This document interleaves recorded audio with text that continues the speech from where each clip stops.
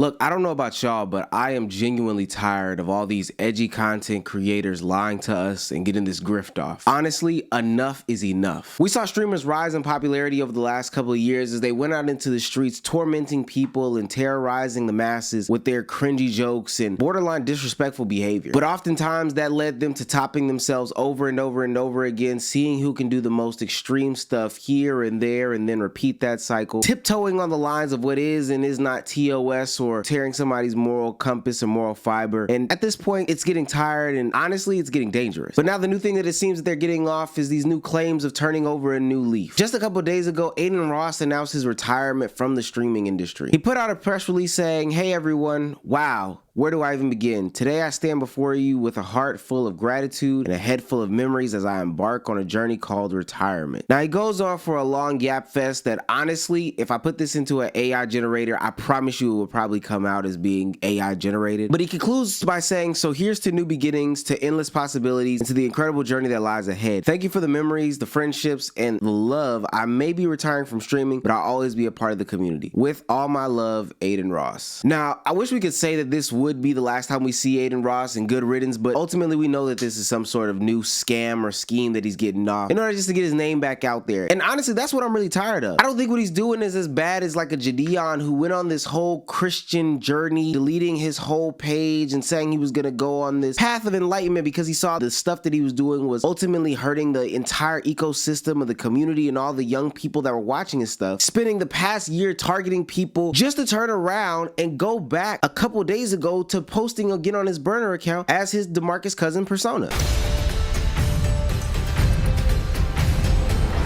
Go home. He ate 5. 今日で6本目。 He said this would be the 6th one. And while I do think that content isn't the same as his old content where he was going around doing public pranks and, you know, getting people in trouble at their jobs and their workplaces, I can only think that, wow, you really lied to us for the past couple months about what you were going to do. You said that you weren't going to do this. And I can't help but think that it starts here and then it gradually builds itself up, just like all the other people in this same sphere do. Remember, Keneal Joseph didn't start off at the top with provoking and invoking racists to come out and say crazy things. He built up to that. So I could definitely see Jayden going down the paths that would see him facing the same consequences as some of the other streaming brothers like Neon, who recently got arrested in Dubai for doing a whole bunch of public shenanigans with his OF girlfriend or whoever it is, or ending up with some of the same situations like that Johnny Somalia guy, who honestly one day we definitely have to talk about. Does anybody want to be generous to donate $150 so I can fuck a lady of the night on OnlyFans? Oh my God, he's so beautiful. I'm from America, I swear to God. You want to get married? Talk to me. Oh, and you got the coochie hanging out in the front, nigga. You have sex, yes, with an Israeli. Yes, I've had sex with multiple Israelis. I've never been to a country and not had sex with a local woman. Never. It's not possible. I'm too sexy, I'm too famous, I'm too rich. I don't use any condom. I cream pie all of them, and I worry about it later. If I cream pie the bitch and leave the country, I got a passport waiting for me, nigga. And it's sad to say that like a lot of young kids watch that content, so when they say they want to be content creators, that's who they're looking at becoming. You think it's Ryan's Toys or Ryan Trahan or Mr. Beast or hell, even Kai Cenat is better than this loser right here. But no, that's exactly who they're watching. They're watching him, they're watching Jack, they're watching Jayden, they're watching Sneeko, and that's who they want to end up becoming and emulating. And the proof is in the pudding when Sneeko runs into these kids at like a baseball stadium and they say, whatever they said that was so crazy. The woman. What? Love women. We love women. But not like transgenders. Yes, sir. We love everybody. Okay. No. Okay.